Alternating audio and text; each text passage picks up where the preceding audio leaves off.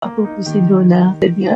Ako po ay humihingi ng tulong sa sir na makauwi ng Pilipinas dahil ang amo ko po, pinababayad ako ng 18,000 QR dahil hindi ko na matatapos yung 2 taong kontrata ko. Uuwi ako ng Pilipinas sir dahil may nararamdaman ako yung mata ko. Sumasakit pag hindi ako nagtrabaho, magagalit sila. Kaya please po, kung makaawa ko, makauwi ng Pilipinas, nagsumbong ako sa inyo sir para naman pinasaya ako. Ma'am Ami, magandang hapon. Good afternoon po, Sir Rapi. Kapatid nyo. Yes po. Gusto niya umuwi pero hindi siya pinapauwi at meron daw sinisigil na 18,000. Ano po yun? Yes po, sir. Yun daw po Pero- yung sa agency po. Tapos yung po ng sa ticket din daw po siya po ang gagastos para uuwi po siya. Yes po, sir. Yun po sabi. 2TG Manpower International Corporation, Janet Sobretodo, Welfare Officer sa agency. Miss Janet, magandang hapon. Alam mo ba yung sir? Good afternoon po. Papauwi niyo po ang inyong worker, papamasahihan po ninyo, at yung mga sweldong hindi pa niya nakukuha sa kanyang amo, abunuhan niyo po. Tama o tama? O tama talaga ako? Yes po sir, isisitol po lahat namin po yan po sir. Ah, very good. Ayun naman pala. Oo. Okay naman ba? Madali palang kausap to. O sige, gano'n. Asahan ko po, ma'am, ha? Yes po, ang ng management namin within this week po sir, Within we this week. find ways to pull out. Yes, kasi kasi sir, Friday kasi ngayon. Opo. Sige po. Hindi namin talaga maasikaso ang mga Naintindihan natin. process sa pag-uwi. Tapos ganito po yun sir, ang pag-process kasi Siyempre, yung ng pamasahe agency- po, sa inyo po manggagaling yon. Tama ho, di ba? Nag-oo na kayo doon? Yes po, sir. Alam mo, hindi naman namin pinabayaan yung worker namin. Nagtataka nga kami bakit umabot pa sa inyo. Kasi kung maayos po ang pakikitungo nyo sa worker ninyo, maayos po yung pakikiusap nyo at monitoring, hindi na po sana lumapit yung kamag-anak sa amin. Ito po, makinig kayo. Ma'am Donna, Yes sir. makakauwi na po kayo. Maraming salamat Opo. po sir. Humingi po ako ng tulong dito pero anong sinabi nila?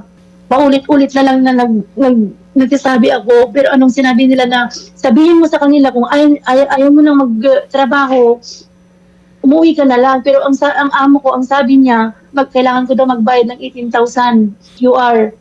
Sana ko kukuha, sir. Hindi nila naintindihan yung nararamdaman ko. Sinabi nilang nagdadrama lang daw ako. Hindi ma'am, hindi kayo Tapos magbabayad. ngayon, bigla-biglang pumasok yung, sir, bigla-biglang pumasok yung amo kong babae kahapon. Sinabi niya, umalis ka dito, pumunta ka din sa gilid, sa labas. Sabi niya, hindi hotel dito na magtambay ka, sabi niya. Kaya pangalawang araw na po na andito ako sa labas.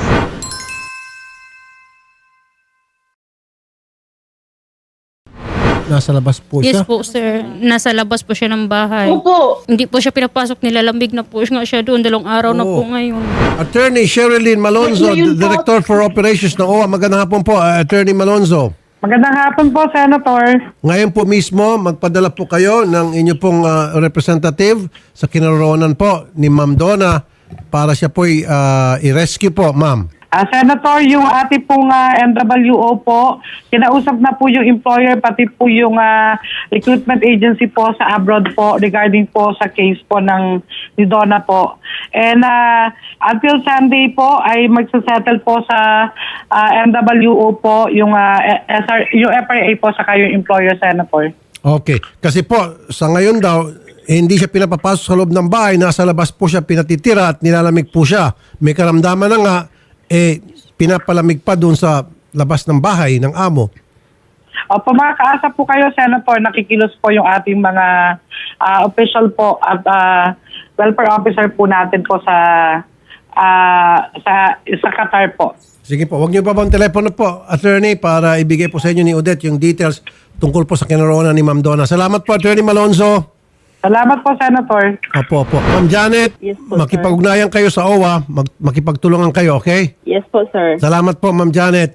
Ma'am Donna, huwag mo ibabang telepono. By Sunday, nakauwi ka na rito. Sabi po ni Attorney Maraming Malonzo. salamat po, sir. Salamat po Kasi sa tiwala. kinausap ko yung amo ko, sir, kahapon. Opo. Nung dinaanan niya ako dito, ang sabi niya, uuwi ka, sabi niya, pero bayaran mo ako. Ibigay mo lahat ng pinagpa-check up ko sa'yo, yung mga ikama mo, bayaran mo lahat, bayaran mo lahat. Makakalabas ka dito sa bahay ko, sabi niya, sir. Yes. Ma'am, hindi mangyari yan, ma'am.